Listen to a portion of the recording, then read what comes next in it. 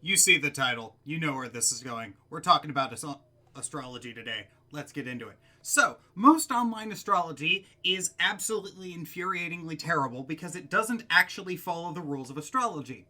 Let me explain. I have seen way too many videos that are like, oh, this is a video for the astrological transits for X, Y, and Z signs, and it's all the signs, and it's like, oh, there's usually 12 of them, because that's easy to make content. It's easy to make that content. And then it will say this is for Leo sun signs, or Aquarius sun signs, or Virgos, or Cancers, or all that crap, right? And then they will start reading the houses, which you don't fucking read the houses in a transit chart if you don't have the ascendant. Now, you can get away with this by doing, like, this is a reading for Aries ascendants. But nobody says that, because nobody knows what the fucking ascendant is unless you are an astrologer and you've actually read astrology. Which, by the way, whole sign astrology is the new thing. It was created, it's not really created, it's a much more modern thing, and it's like taken the world by storm. There are more ways to read astrology than just doing that. In fact, I would like to mention to all of you that for most of the Renaissance grimoires, you are not going to be using whole sign astrology, because the entirety of the Western magical system is based on unequal sign astrology. This is why when you go into the Ars Pauline, and the Ars Pauline, which is an absolute trash fire of a book, but I'm going to bring it up here, when you go and read the Ars Pauline, this is why the Ars Pauline goes and it specifically states a date, which according to the different calendar system would effectively be March 21st, which is when it's supposed to be an equinox, and therefore is supposed to have an equal number of the signs. Those are supposed to be in equal degree houses. You're supposed to have the houses be an equal degree. Now, the writer of that book fucking screwed that up, but that's neither here nor there. We're not talking about the Ars Pauline. We're talking about astrology. We're talking about astrology online. Now, I see a lot of New Age stuff, and now, there's a whole bunch of things I can talk about New Age occultism and esotericism about. That being said, let's talk a bit about the one thing that I'm currently working on. I see a lot of New Age tarot readers who will do tarot readings for an entire sign. Let's take a moment and do some math real quick. Hypothetically speaking, let's say that there's 8 billion people on this planet, which there either are or are going to be 8 billion people. I know that there's at least 7 billion, so my point will still stand. Let's say that there are 8 billion people, and all of those people have an equal chance of being a sun sign of a particular sign. This is not actually how this works, by the way. There's actually an excessive quantity of one sign over the others just due to the natural habits of humans. That being said, let's pretend for a moment that they have an equal chance of being all 12 of the different sun signs. That means that one astrology reading and that one tarot reading is a reading for over 666.67 million people. What the fuck? That's not how that works. Astrology and tarot are supposed to be specialized for an individual person. And quite frankly, by making it so that you're reading for 666.667 million people, it's actually it's actually 9 sixes and the 6 is repeating. So it is over 666 million people. What the fuck? How is that reading supposed to be accurate? But then you have people who are like, oh, if you vibe with the energy. No, you're just making us look bad. You're just making it look like astrology has no fucking rules. Astrology has very clear and precise rules, and we know this because if they didn't, we wouldn't have so many fucking astrology books. You can go back and I just want to start right here. Modern astrology is based on the Tetrabiblios. The Tetrabiblios is an old Greek text. I believe it goes back to the 1st century. And we've had astrology since Babylonian times. We've had astrology. Most of the order of planets that we use nowadays is actually Greek because the Greeks had a thing where they wanted to attribute it to the Chaldeans, which were just the Babylonians. They just, we always have that wonderful, older knowledge is better. Not always, but in this one instance, it's good to know where you came from.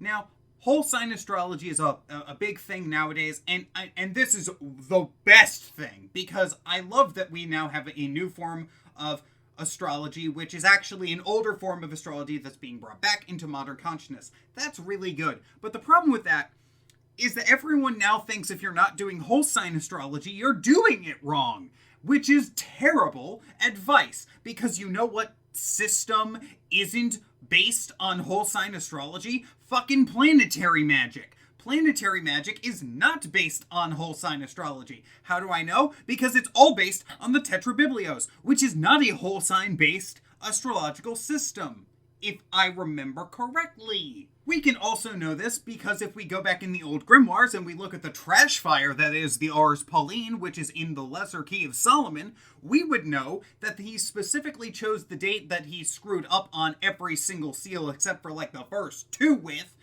He chose that date because all of the houses were equal sign, because it was an equinox, which the two equinoxes are, according to the non-whole sign astrology, the only 2 days when you have full 30-degree houses that are all equal is when you have one of those two equinoxes. We have 2 days of the year that we have those. Every other year, every other day, not the case. We have 2 days where they're like that. And wonderful things that have come out of the whole sign movement are Chris Brandon's actually really good book, Hellenistic Astrology. I actually do like the book. I think it's a little weird because from what I've seen and what I've read, it does not actually explain the signs, like, at all. So I think it's actually supposed to be a sequel to his book. I might have been missing it. I might have just missed it, but I've read the book and every section where it talks about the signs like 3 times, and I've never seen him go into depth of what the signs actually mean. He goes into depth about the houses quite a bit.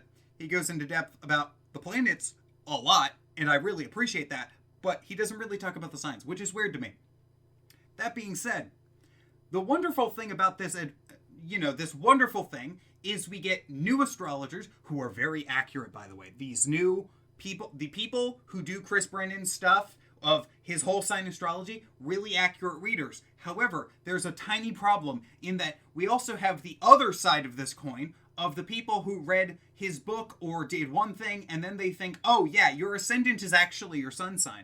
That's not how that works. That's not how that works in any fucking system, including the Vedic system, which not all things need to be looked at through a Vedic astrology lens. If you're using an astrology chart, you need to know what system of astrology you are using. If you are trying to use a Western tropical astrology chart and interpret that using Vedic astrology methods, well, you actually need to delineate an entire new chart, because Vedic astrology is based on sidereal system, and the sidereal system and the Western tropical astrology are completely different, because one of them uses the sky as 30-degree sky sectors, which have the names of the constellations based on when the sign was actually there in the first place. This was the Tetrabiblios split that I mentioned earlier. That's, we have that knowledge.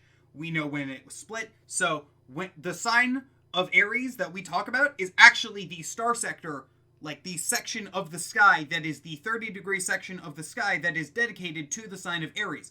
Vedic astrology does not do that. Vedic astrology says, oh, the sun is actually literally in the constellation of Virgo, then it's currently Virgo season. The sky moves, those signs move, we know this, this is one of the key defenses of why science says astrology is bullshit. Because science doesn't even fucking know that we're not talking about sidereal astrology. We're talking about Western astrology, which has a 30-degree sector of space, and it effectively, Western tropical astrology is effectively turning the entire sky into a massive clock. It is turning the entirety of the planet systems and like all of the planets into a massive clock that go through, and we don't need to worry about the fact that the constellations are moving. We just look at the different times of the year and we know, and we can look and say, what day is it?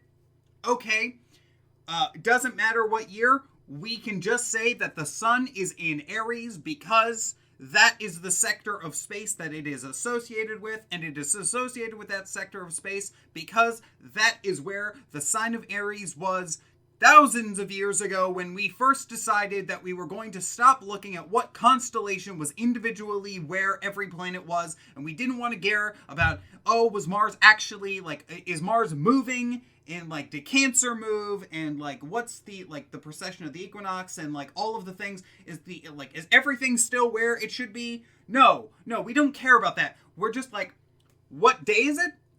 Planet is in here. Is it retrograde? Cool. It's retrograde in this sector of the sky, therefore we say it is retrograde in this sign. The signs do not line up with the actual place where the signs and like the constellations are. They're based on timing. The modern astrology thing of whole sign astrology is great. Just stop saying that it's the only fucking way to do astrology. And the people who think that their version of astrology is the one true form of astrology need to stop. Please stop. Seek some help. Seek other versions of astrology and learn why we use those. I have been Dave, the Amateur Magus. I hope you got some enjoyment out of this insane rant. I hope you learned something somehow from this entire endeavor of this video that I've been doing. And I hope you have a good day, a good week, and I hope you enjoy yourself. Take it easy.